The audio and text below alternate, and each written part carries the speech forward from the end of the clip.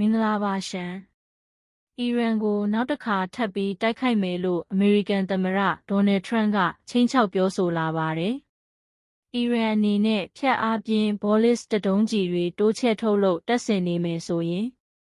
နျူကလ িয়ার လက်နက်ပိုင်ဆိုင်ဖို့ဆက်ပြီးစ조사နေမယ်ဆိုရင် B2 ကိုပြောက်ဘုံကျဲလေရင်ကြီးတွေလွှတ်ပြီးခဲ့တဲ့ဇွန်လစစ်ပွဲတုန်းကလိုဘုံကျဲရလိမ့်မယ်လို့ထရန့်ကခြိမ်းခြောက်ပါတယ်။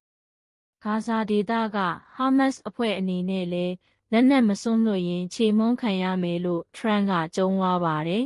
။အစ္စရေးသမ္မတနေတန်ယာဟုနဲ့တွေ့ဆုံအပြီးမှာထရန့်ကအခုလိုပြောဆိုလာတာဖြစ်ပါတယ်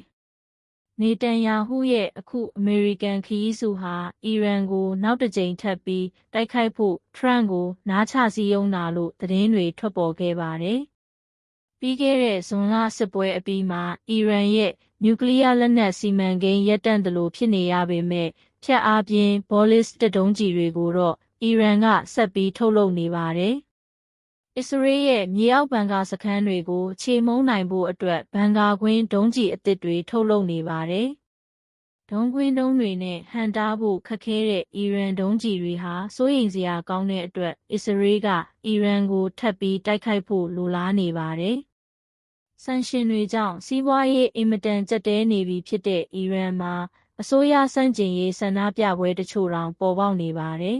။အစ္စရေးဟာအခွင့်အရေးကောင်းကိုလက်လွတ်မခံဘဲအီရန်အစိုးရကိုပါဖြုတ်ချဖယ်ရှားနိုင်ဖို့ရည်မှန်းနေတယ်လို့လေ့လာသူတွေကသုံးသပ်ကြပါတယ်ရှင်။